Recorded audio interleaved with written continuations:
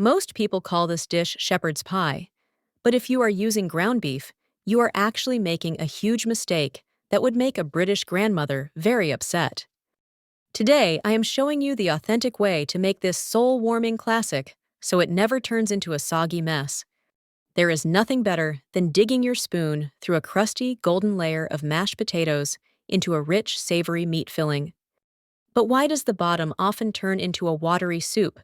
And why is the top sometimes as bland as cardboard?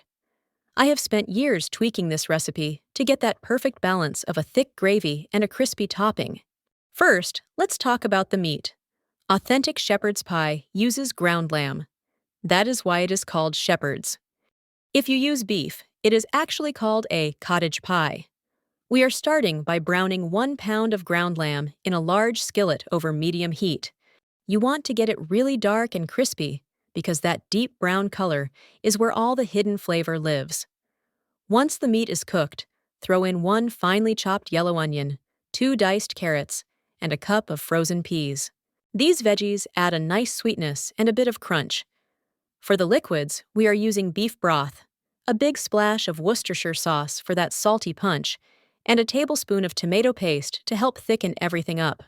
Here is the part where almost everyone fails: the soup disaster. If your meat filling is too runny, your heavy potatoes will sink right to the bottom, and you will end up with a brown puddle on your plate.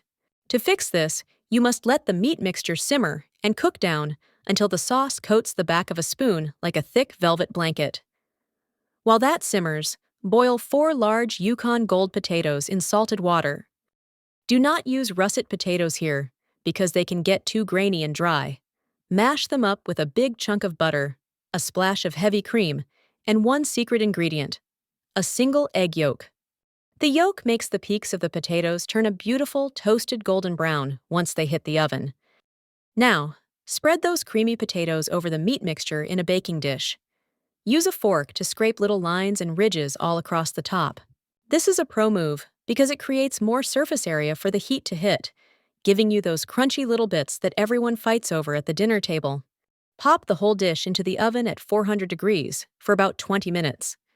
When it comes out, the edges should be bubbling, and the top should look like a perfectly toasted marshmallow. Let it sit on the counter for 5 minutes, so it sets properly, or else it will just fall apart the moment you try to scoop it out. It is hearty, it is salty, and it is the ultimate comfort food for a cold night. Check out this next video to see the perfect chocolate dessert to pair with this heavy meal.